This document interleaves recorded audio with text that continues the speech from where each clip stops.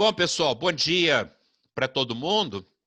Hoje, então, nós vamos discutir alguns casos que eu acho interessantes para o radiologista e para o pneumologista. Esse primeiro caso aqui, alguns casos eu não estou colocando nada de clínica, porque chegaram a mim também sem maiores dados, mas eu acho que as coisas de imagem vão ser suficientes para a gente discutir.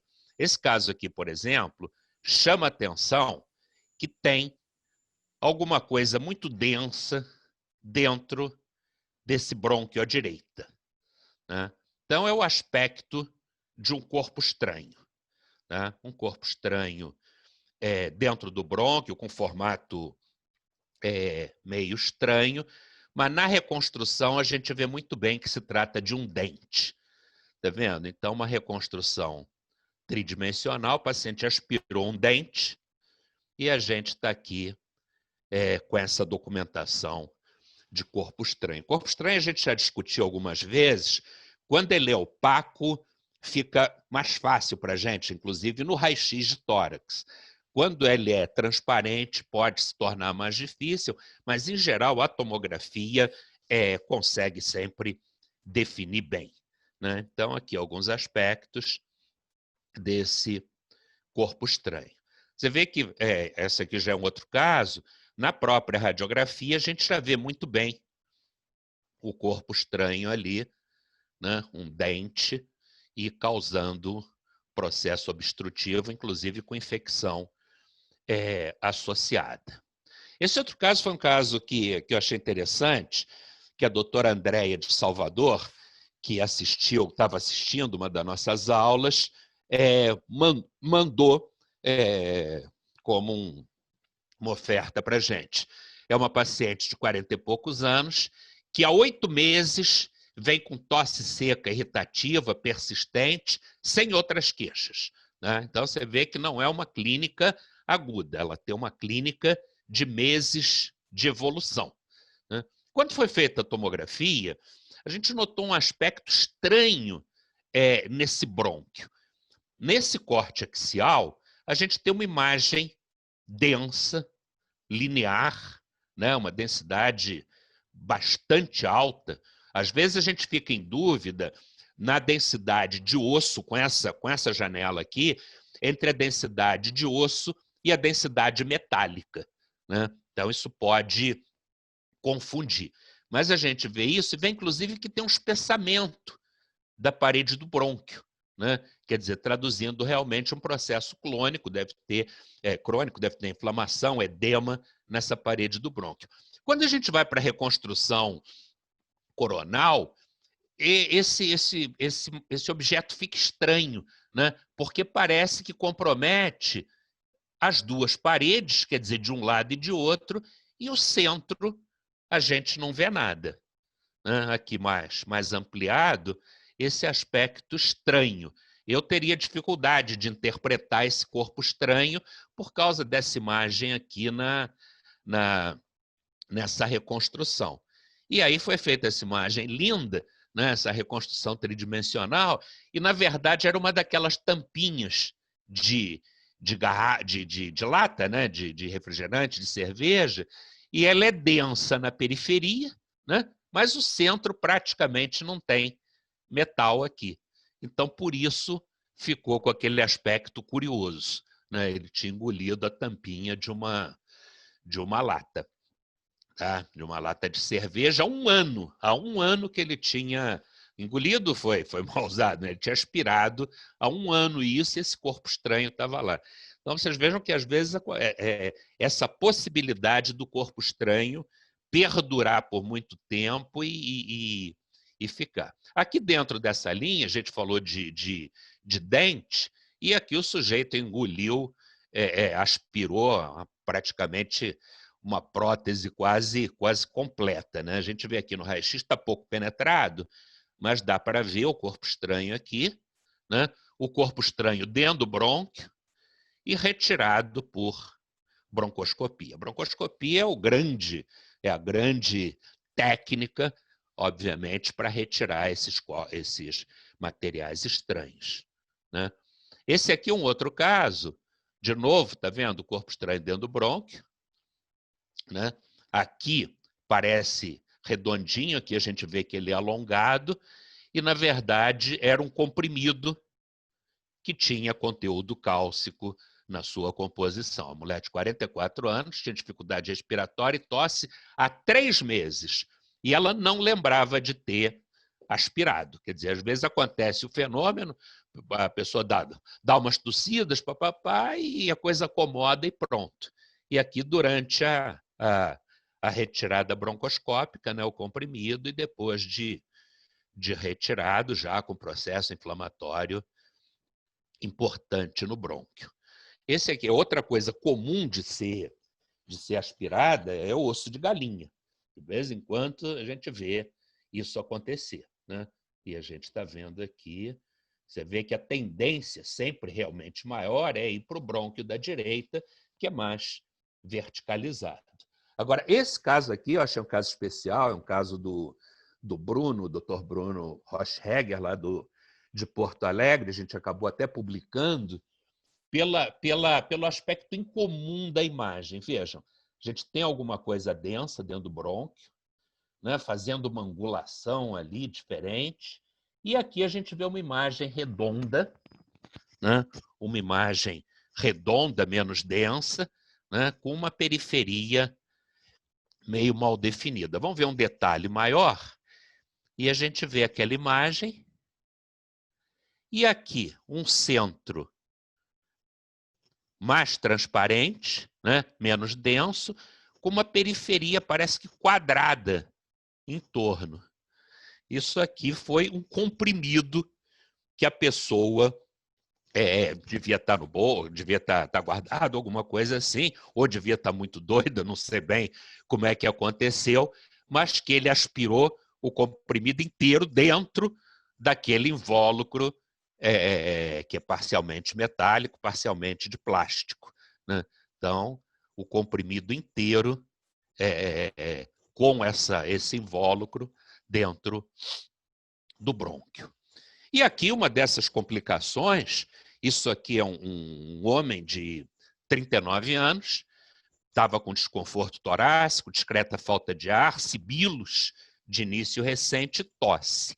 E quando fez esse exame, nesses cortes superiores, chamou a atenção o seguinte, a diferença da espessura da parede do brônquio esquerdo para o brônquio direito. Vejam aqui, parede fina, delgada, normal, como a gente vê, e aqui uma parede muito espessa, né? A gente tem uma série de doenças, e eu vou discutir isso numa aula só sobre traqueia, uma série de doenças que espessam parede da traqueia, parede brônquica, só que normalmente isso é simétrico. Não há razão para doenças desse tipo fazerem um espessamento localizado num brônquio. Pode acontecer, tipo amiloidose, algumas doenças desse tipo, mas não é o que se espera, né? E aí, em cortes mais inferiores, a gente viu que tinha alguma coisa muito densa ali, né, dentro daquele brônquio de parede espessada, né? Vejam a reconstrução, como é que ficou interessante para ver esse espessamento da parede. Parede aqui completamente delgada, normal, e a parede toda espessada. Ele tinha aspirado um osso de galinha, isso ficou lá, desenvolveu esse processo inflamatório todo e cronicamente fez essa lesão da parede do brônquio, né? Então, vários aspectos de corpo estranho, né? Corpo estranho radiopaco e as consequências mostrando. Eu falei semana passada, eu dei semana passada, uma aula de embolia não trombótica, né? E faltou o último material, que estava no final de tudo, mas venceu a hora, eu preferi acabar, que foi isso aqui. Isso aqui é um homem de 21 anos, estava com dispneia, tosse seca, tinha escarros de sangue.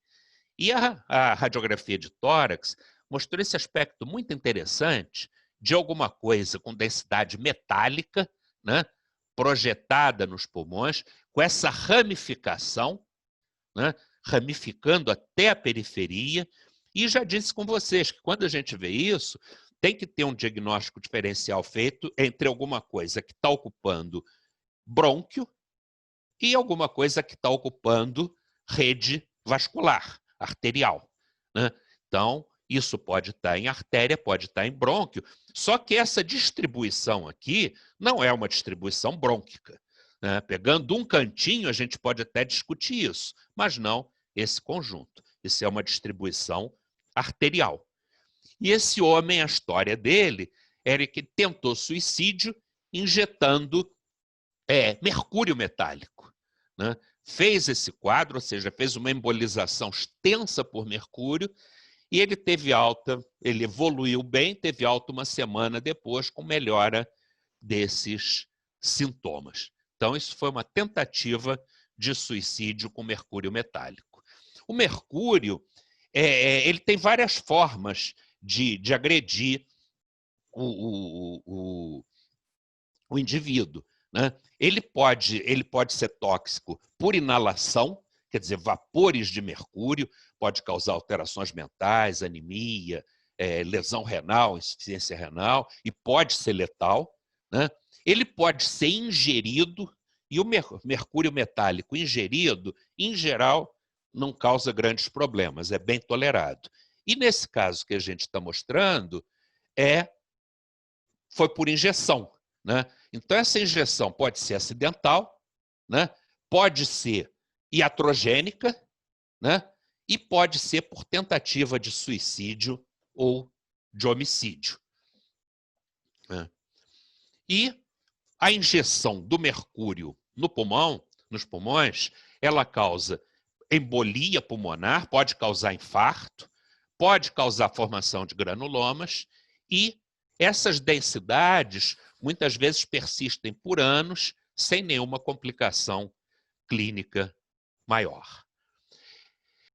Aqui um outro caso, também foi um paciente psiquiátrico que injetou mercúrio na veia do antebraço. Então a gente tem a radiografia aqui do antebraço, né, mostrando esse material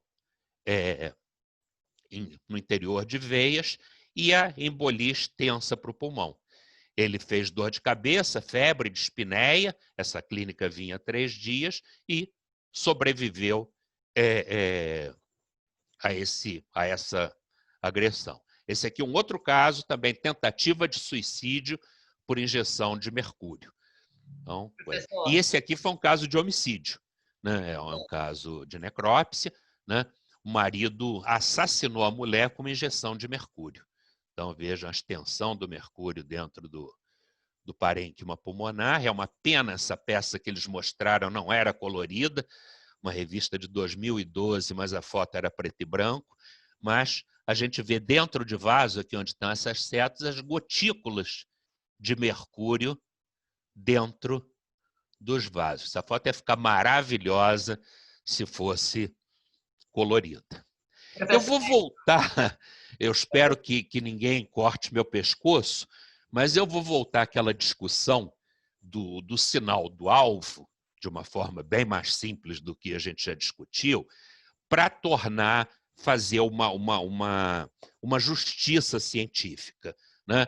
Eu tinha mostrado esse artigo como o artigo que descreveu inicialmente esse sinal, a gente gastou bastante tempo discutindo isso, e depois, mexendo na literatura, eu vi que esse artigo chegou, é a revista que eu sou editora, Radiologia Brasileira, ele chegou na revista em 25 de junho, né? E depois eu acabei encontrando esses outros artigos, que foi, esse aqui chegou em 16 de maio, ou seja, um mês antes, foi publicado um mês antes, também chamando atenção para o sinal do alvo e combinado com o sinal do halo invertido. Esse é o caso que eles publicaram, aquele aspecto do sinal do alvo. E esse outro aqui também, um mês antes, né, mostrando aspectos semelhantes que ele chamou de sinal do halo duplo. Mas, na verdade, era a mesma coisa. Tá vendo? Vocês estão vendo aqui bem esse aspecto do alvo. Várias formas diferentes, né? Esse aqui com outra opacidade em vidro fosco ao redor. E esse aqui, curiosamente, esse aqui já saiu bem depois, mas chamando a atenção do sinal, e vejam que aspecto curioso, não de um halo só em torno, mas de vários halos. Esse aqui, verdadeiramente o alvo que se espera, né? E todos eles relacionados à Covid. Eu confesso a vocês que eu já disse com vocês a minha opinião sobre isso, que isso é pneumonia em organização, histologicamente, mas confesso também que nunca vi nada parecido em pneumonia em organização por outras causas. Então, eu estou convencido que esse aspecto, esse sinal, especialmente nos dias atuais, ele é um sinal bem mais forte para a gente pensar em pneumonia por Covid-19 do que propriamente o sinal do halo invertido, outros sinais que a gente já discutiu. Mas eu quis mostrar aquilo, e aquilo, esse monte de artigos saindo como coisas diferentes, na verdade, não é má fé de ninguém. Isso que acontece é que a literatura foi inundada, né? Foi literalmente inundada por artigos de radiologia de Covid-19 e que, obviamente, é impossível alguém acompanhar tudo que está saindo. Mas foi curioso que, mais ou menos no intervalo de um mês, saíram esses 4 artigos chamando atenção para um mesmo aspecto. Então, o que eu acho que fica de mensagem é que esse aspecto, a meu ver, é um aspecto relevante para a gente pensar em Covid como diagnóstico. Tá? Aqui outros aspectos desse mesmo caso, mas com variantes desse alvo. E aí veio outro, em outro momento, bem depois, e chamando de sinal do olho de boi, né? Como uma variante do halo invertido, mostrando exatamente a mesma coisa, exatamente aquele sinal do alvo que foi descrito previamente, e que, na verdade, todos eles têm exatamente o mesmo significado. Corresponde à pneumonia em organização associada ao Covid-19. Então, eu quis chamar a atenção. E, na verdade, antes mesmo, esse já é um artigo bem anterior, é um artigo de fevereiro de 2019, onde esse grupo de chineses descreveu aspectos da Covid e mostrando aspectos de pneumonia em organização. Eles aqui já chamaram atenção para isso, já em fevereiro, e não interpretaram a imagem dessa forma, mas a gente já via no artigo que tinha o mesmo sinal do alvo, né? Então, eu quis chamar atenção para essa curiosidade e para o número de vezes que isso apareceu praticamente simultaneamente na literatura. Bom, mudando um pouco de assunto, esse caso aqui tem a ver com a aula também de embolia não trombótica que a gente discutiu. Esse caso é um caso já de alguns anos, de uma ex-residente nossa, na época residente, que mandou para discussão. Era um caso de um hospital do Rio, tá? Que ela acompanhou lá. Era uma mulher de 41 anos, puérpera, que apresentou um episódio de dispneia súbita. E a paciente morreu alguns dias depois do exame. E a residente me mandou o caso, ela tinha visto já aquele material nosso de embolia amniótica, etc. e tal, e mandou o caso questionando se eu achava que era embolia amniótica ou se era um caso de TEP, de tromboembolismo pulmonar. E as imagens eram essas aqui. Tá? A imagem é essa aqui, com esses focos de consolidação, né? Vidro fosco em torno, e algumas áreas com aquele aspecto do sinal do halo invertido. Vejam, é uma periferia densa, um centro menos denso, e aqui a mesma coisa, uma periferia densa, um centro menos denso. Aqui nessa janela intermediária, a gente vê muito bem aquele reticulado no interior dos dois casos. Então, eu já tinha discutido com vocês que o halo invertido é um sinal, em princípio, pouco específico, mas que eventualmente tem algumas características que definem, diminuem as hipóteses diagnósticas. E uma delas é esse aspecto reticulado no interior, que quando a gente vê isso, eu penso em doença fúngica angioinvasiva, tipo aspergilose invasiva ou zigomicose, ou mucormicose, que é a mesma coisa, ou então infarto pulmonar. Essas doenças angioinvasivas, em geral, pacientes imunodeficientes. Paciente imunocompetente, a grande hipótese é infarto pulmonar. E, então está aqui de novo as reconstruções, e tinha, esse dado. O paciente foi a óbito alguns dias depois do exame, e ela perguntou se embolia amniótica também se apresenta com esse aspecto de infarto pulmonar. Ela falou que não tinha conhecimento sobre o quadro clínico completo em relação à trombose venosa profunda, mas pelo fato de ser puérpera, a chance de ter TEP também é grande.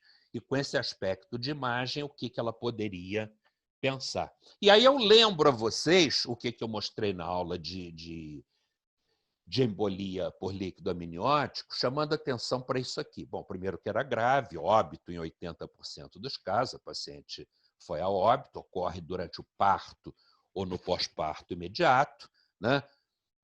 Que ocorre não só obstrução mecânica, como também reação autoimune, que o padrão de imagem, em geral, simula edema pulmonar. Mas uma coisa muito importante em relação a esse caso, a embolia ocorre em vasos mais periféricos e a presença de infarto é excepcional. Tá? Então, a embolia do líquido amniótico ela é muito periférica e não se espera infarto. Eu tinha mostrado para vocês que o líquido amniótico é uma mistura de um monte de coisas, tipo urina fetal, líquido extracelular da mãe, lanugo, aquela penugem, papapá, ou seja, um nojo, mas que tem essa característica da lesão ser muito periférica, vai obstruir vasos bem periféricos, então faz esse aspecto sugestivo de edema, mas não faz infarto. Então, essa presença do halo invertido reticular deixa a gente tranquilo em termos de imagem para dar essa informação para o clínico, para o médico assistente, que aquele não era um fenômeno por líquido amniótico, e sim um fenômeno por tromboembolismo pulmonar.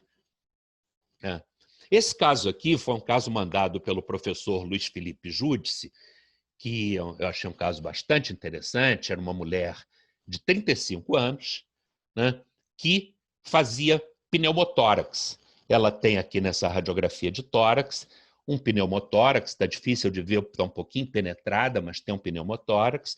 Tem um nível aqui embaixo, né, ou seja, tem líquido também, tem um hidropneumotórax, e tem uma imagem arredondada aqui junto ao diafragma.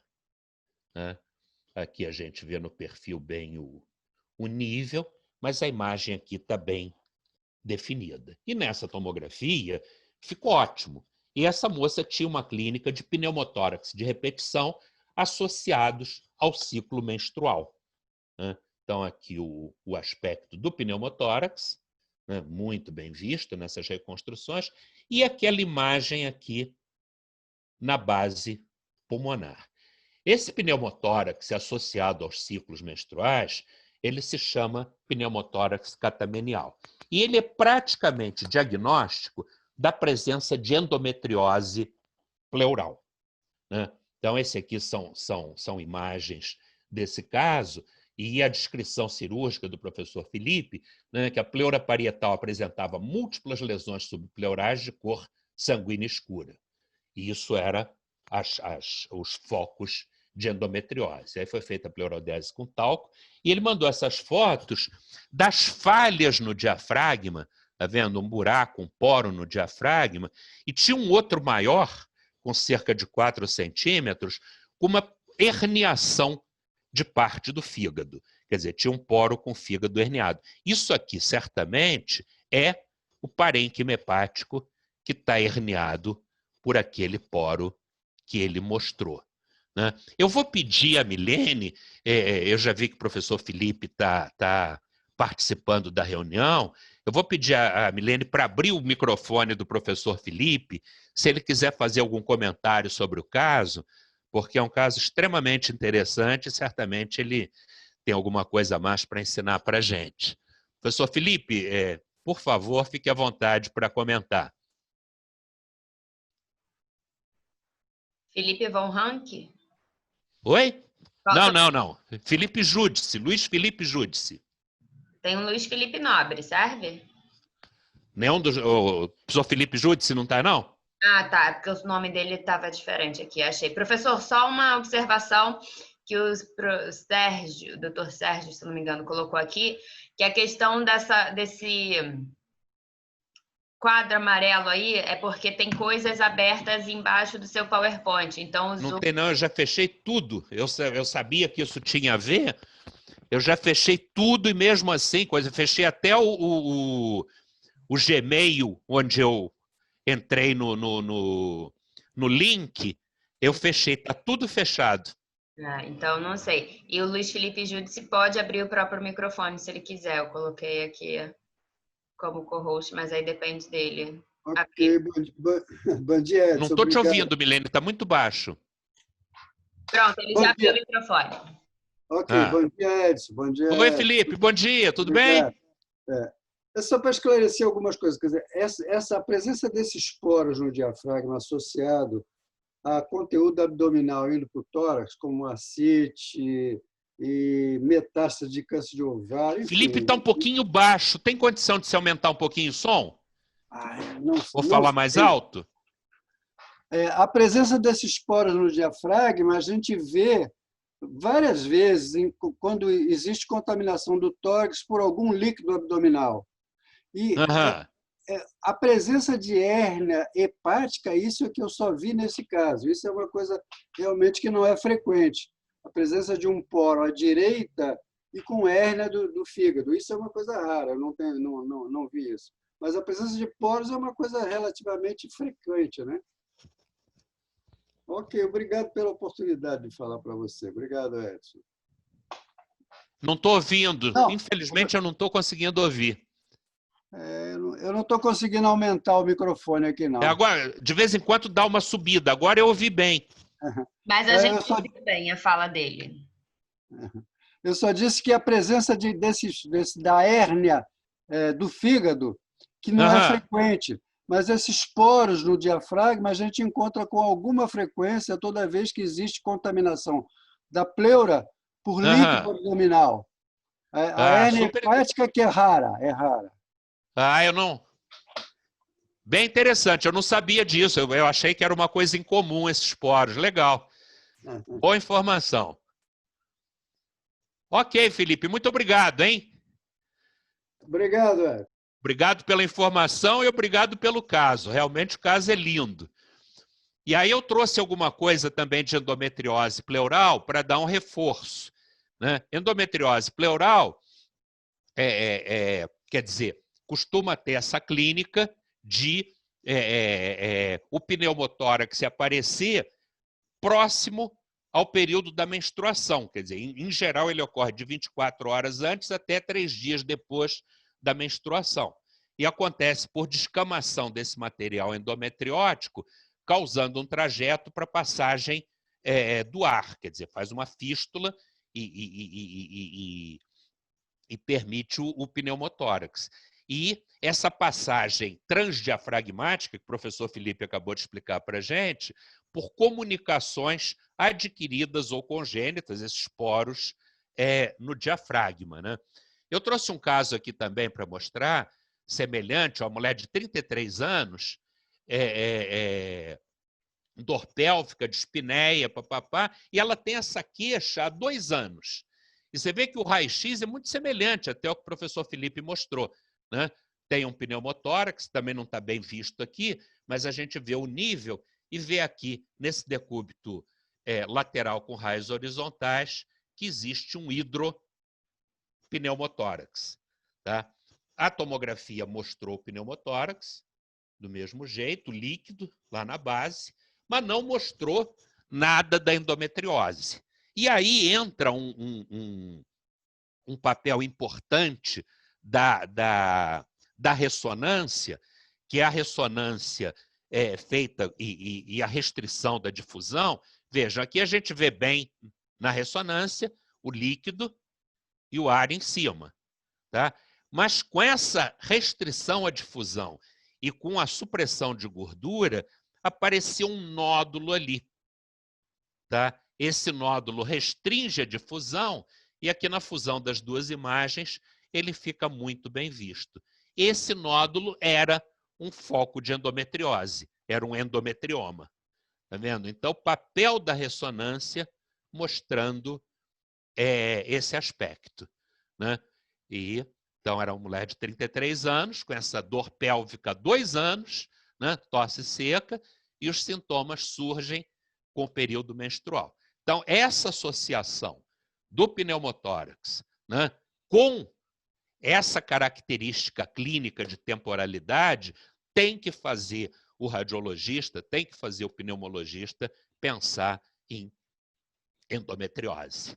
Né? Esse paciente, então, foi a toracocentese, tinha um líquido hemorrágico, a histologia foi negativa, mas fez uma videotoracocirurgia e tinham várias lesões escurecidas na pleura e a patologia mostrou que eram endometriomas. Né? Então, está aqui o caso. Aqui um outro caso, esse é de literatura, Felipe com uma hérnia semelhante, né? Um aspecto semelhante ao seu caso, né? Mostrando a falha grande no diafragma e lojas do fígado herniando para aquela cavidade pleural.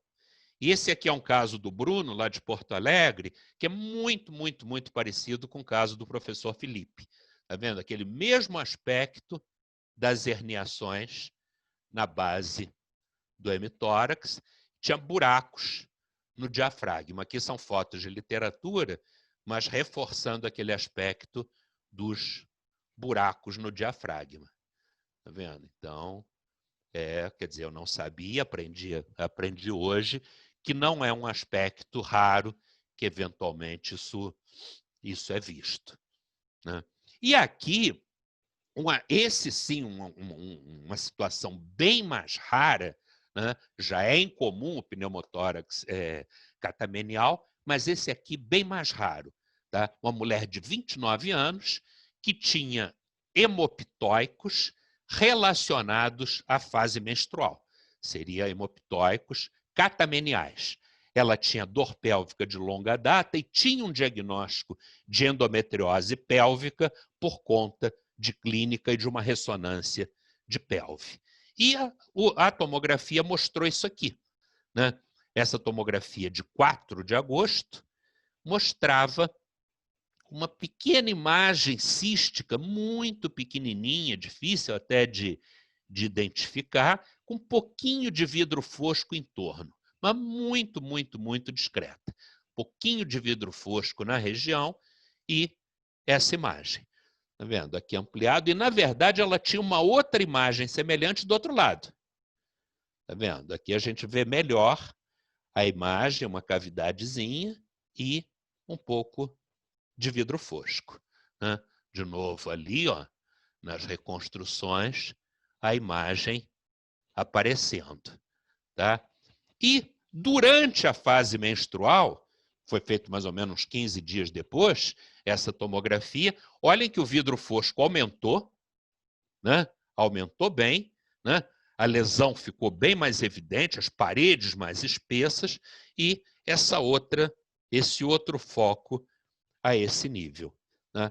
Essa paciente foi à cirurgia, isso eram focos de endometriose, não na pleura, que é muito mais comum, mas no pulmão.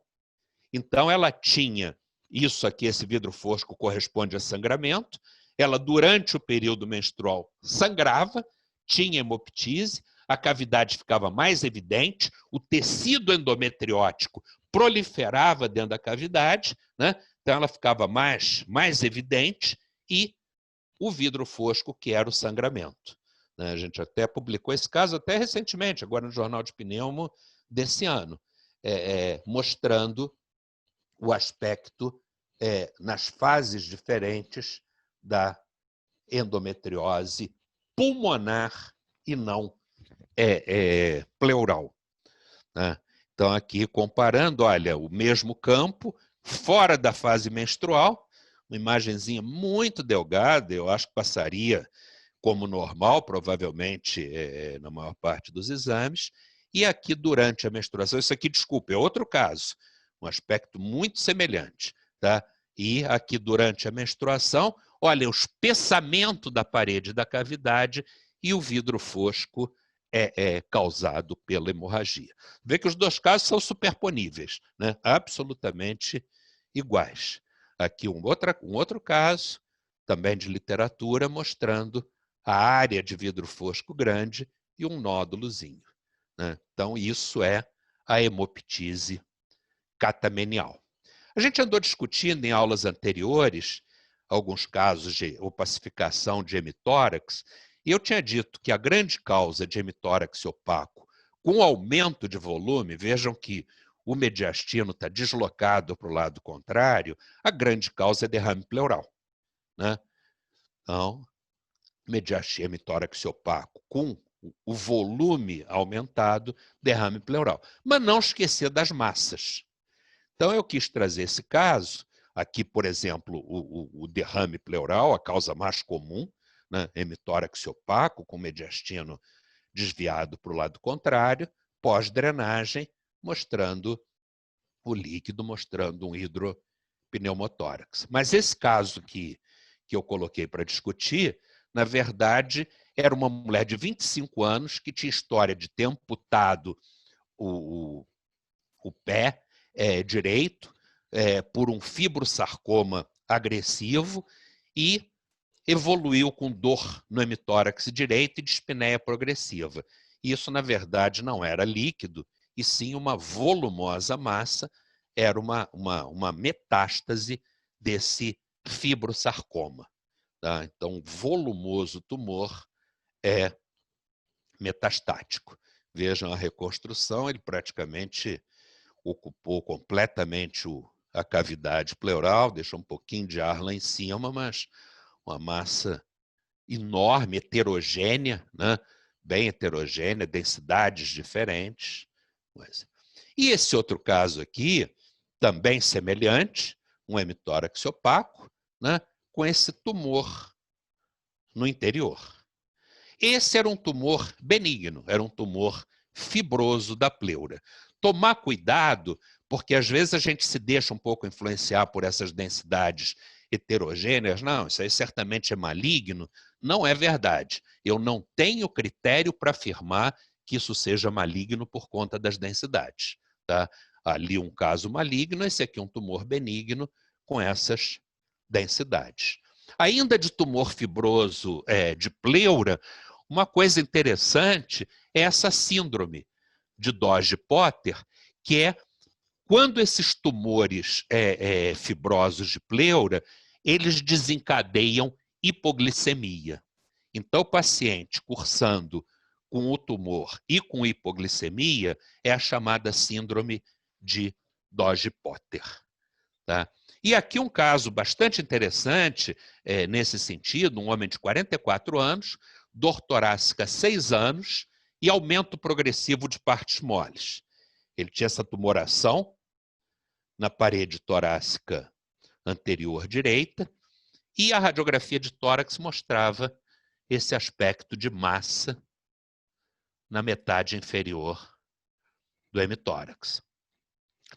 A radiografia de novo, né, mostrando essa massa anterior, e ela fazia protrusão para a parede, que vai ser melhor visto na tomografia. E vejam a tomografia, essa massa crescendo para a parede, né, fazendo aquela tumoração que a gente via no exame do paciente, a massa completamente heterogênea, várias densidades, aqui já com contraste, ela com uma impregnação periférica irregular, um centro de menor densidade, a gente tem cara, cheiro e gosto para dizer que isso aqui é maligno, e isso era um tumor fibroso pleural benigno.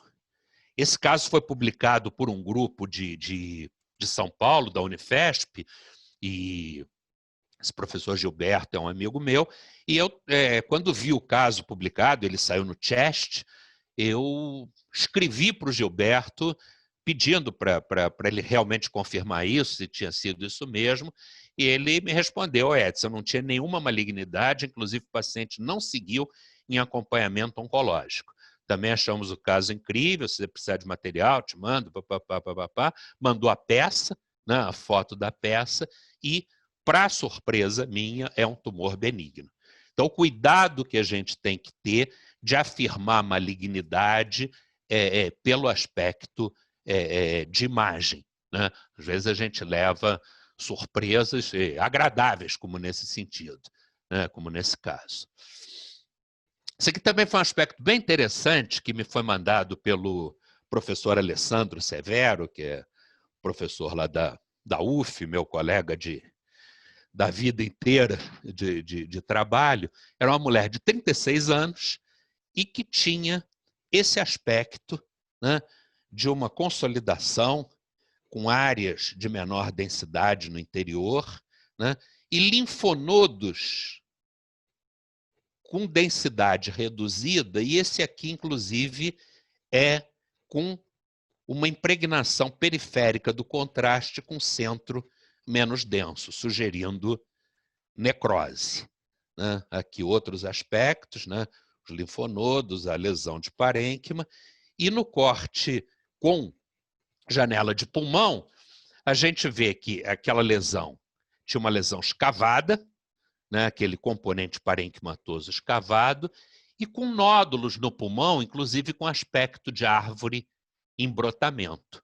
Um aspecto muito sugestivo de tuberculose. E uma coisa que eu quero chamar a atenção para vocês, tuberculose parênquimatosa com linfonodos crescidos, tem que pensar em imunodeficiência. Isso é extremamente incomum em paciente imunocompetente. Linfonodomegalias, especialmente com essa necrose periférica, com essa necrose central, na impregnação periférica, pensar em imunodeficiência. Então, a gente vendo esse caso aqui de tuberculose, tem que pensar em imunodeficiência. Esse paciente confirmou depois, ele tinha realmente SIDA, né? Então, é um aspecto. A gente vê aqui massas linfonodais, está vendo outro caso, 2 casos diferentes, alargamento do mediastino, né, e impregnação periférica, quer dizer, com o contraste, impregnação periférica por necrose central. Vejam aqui de novo, né, o contraste fazendo desenhando a periferia dos linfonodos. Viu isso aqui? Pensa em SIDA, né? Pensa em tuberculose, pensa em SIDA. Outro caso, você vê que o aspecto se repete, né? Esse paciente com derrame pleural, etc. e tal, mas com esses linfonodos, com esse aspecto de impregnação periférica. E dentro dessa linha de linfonodos em SIDA, um caso que eu acho bastante interessante para a gente discutir. Isso aqui era um homem de 33 anos e ele tinha massa cervical, tinha uma massa cervical, fez uma biópsia de um desses linfonodos e deu tuberculose. Até aí, perfeito, tuberculose linfonodal, não obrigatoriamente acontece em paciente imunodeficiente, né? Fez essa radiografia de tórax e tinha alargamento do mediastino, né, por massas hilares e paratraqueal direita, né? Também massas compatíveis com tuberculose. O sujeito tem tuberculose linfonodal, nenhum problema em ter massas cervicais e massas mediastinais. Mas aí ele fez uma tomografia. E a tomografia mostrou isso aqui. Mostrou que tinha, além dos linfonodos que estão vistos aqui, né, linfonodo subcarinal também, linfonodo hilar, mas tinha muito vidro fosco no parênquima.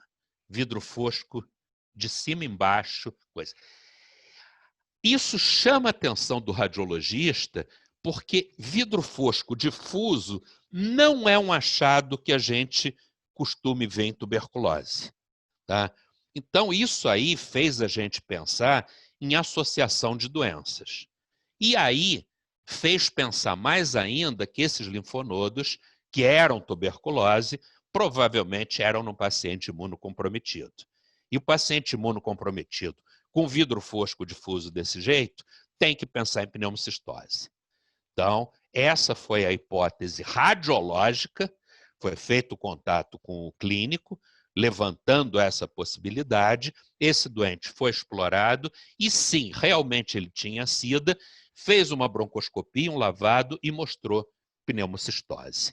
Então, uma associação de tuberculose e pneumocistose que foi inferida pela presença dos linfonodos, com diagnóstico de tuberculose comprovado, né, mas com esse vidro fosco difuso que a gente não vê em tuberculose. Então, o radiologista toma muito cuidado de conhecer esses padrões para poder dar essa informação, porque é muito cômodo num caso desse, não, ele tem tuberculose, isso aí deve ser tuberculose. Não, não é um aspecto de tuberculose, e aí tem que chamar atenção para essas outras possibilidades. Linfonodomegalias na SIDA, para resumir, a grande causa é tuberculose, mas não é a única.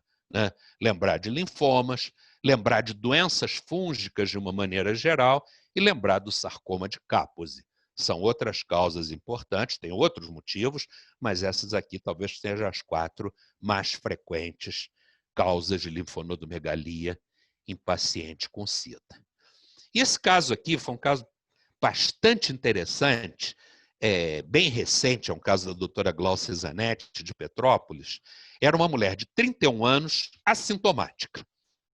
Fez esse primeiro exame e chama atenção, quer dizer, numa análise mais atenta, 2 coisas. Primeiro, vascularização aqui parece normal, aqui tem uma imagem curva a esse nível. E aqui tem outra imagem reta, densa, a esse nível.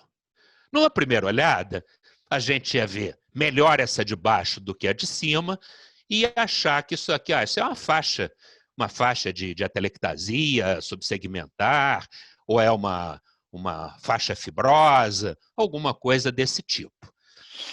Vamos ver isso com mais cuidado. Né? Primeiro detalhe aqui, mostrando bem essa imagem, mostrando essa imagem curva, não com tanta nitidez, mas uma imagem que a gente já viu em discussões anteriores. Espero que vocês estejam lembrando. Era uma drenagem anômala de veias pulmonares, uma síndrome da cimitarra. Se aqui não estava tão fácil de ver, aqui a imagem fica muito nítida. Né? Então, essa drenagem anômala e a veia anômala chegando nível de cava inferior. Né? Então, a drenagem. E aqui a reconstrução, olha como é que ficou bonita, né? Mostrando a veia anômala chegando na cava inferior. Perfeito, discutimos isso na aula de congênitas, isso ficou bem caracterizado. Mas aquela imagem densa lá na base, será que era realmente uma faixa de fibrose? Vamos ver na tomografia. Olha aqui, tem essa imagem aqui. Em princípio, uma imagem que não impressiona muito, né? Pode corresponder. Vejam, nessa reconstrução, esse aspecto já fica um pouco diferente. Né? Uma faixa que parece que vem aqui e se junta à superfície pleural. Né? Outras reconstruções coronais mostrando bem a persistência daquela imagem. O que será isso? Isso, na verdade, é um diafragma acessório. Eu não mostrei isso na aula de processos congênitos, mas vamos, então, chamar atenção para isso. Isso é um diafragma acessório. Na verdade, é uma duplicação do diafragma. É uma membrana de tecido muscular e tendíneo semelhante a um diafragma que divide esse hemitórax direito em duas partes. Ela se funde anteriormente ao diafragma, cursa postero-superiormente até a parede torácica posterior, que é o que a gente viu, né? E o importante dele é que, frequentemente, ele está associado a outras malformações vasculares, como foi o caso, a drenagem anômala, ou de vias aéreas, hipoplasia ou agenesia pulmonar, drenagem anômala e até sequestro. E, em geral, esse diafragma acessório, ele tem um hiato que permite a passagem dos vasos e brônquios. Aqui é um outro caso, né, mostrando de novo aquele aspecto e, de novo, o diafragma acessório a esse nível. Tá? Então, está lá o aspecto dele. Aqui, de novo, mostrando outro aspecto e nesse esquema, como é que ele funciona. E veja o tal do hiato que permite a passagem dos vasos que vão nutrir essa parte do parênquima aqui, distal ao diafragma. De novo, mostrando o aspecto repetitivo da lesão, né? O diafragma aqui, sempre com uma topografia muito parecida, uma localização muito parecida. E esse foi um caso que a gente publicou há uns anos atrás, de um grupo, uns amigos nossos lá do Rio Grande do Sul, que tinha esse aspecto. Era uma mulher de 49 anos, tinha dor torácica. Vejam, ela tem uma drenagem venosa anômala, né? Tem uma veia pulmonar única à direita, né? Drenando normalmente para o átrio, mas tem essa imagem aqui na base do hemitórax, né? Então, a veia única drenando normalmente para o átrio, diferente daquela veia anômala que drena para cavidades direitas, né? Que é a cimitarra, que é uma variação anatômica diferente, mas tem aquele diafragma acessório. E vejam que interessante, os vasos passando pelo tal do hiato e vindo nutrir essa porção distal. Então, esse é o chamado diafragma acessório, mais uma daquelas anomalias que a gente discutiu em aula anterior. Bom, gente, ficamos então por aqui e peço a Milene, então, para abrir o microfone para as pessoas e agradeço a participação de todo mundo. Um abraço para todo mundo, então. E, Milene, por favor, abra o microfone geral. Muito obrigada, Edson. Os casos excelentes. Ok, obrigado. Sabe quem foi que falou com você agora? Oi? Sabe quem foi que falou com você agora? Não estou ouvindo, está muito baixo. Sabe quem foi que falou com você agora? Não. Lúcia. Oi? Lúcia. Oi, Lúcia. Tudo bem? Beijo. Graças a Deus. Beijo, tchau. Beijo, pessoal, tchau. por Tchau, favor, pessoal. não esqueçam de usar o chat, tá? Eu acabo a aula e fico ansioso para ver o chat, que é a minha comunicação com vocês. Por favor, sempre que puderem, usem o chat. Obrigado, Edson. Mais uma manhã maravilhosa. Ciro? Beijo, Ciro. Tá vendo? Algumas vozes eu já reconheço, outras eu tenho dificuldade. Cirinho, grande abraço para você, hein? Grande abraço. Valeu. Obrigado por estar sempre com a gente. Um abraço, junto, sempre. bom dia para você, Miguel. Oi? Excelente apresentação. É Miguel que está falando. Oi, Miguel. Excelente apresentação. Bom dia para você. Boa semana. Um abraço. Obrigado, Miguel. Grande abraço para você.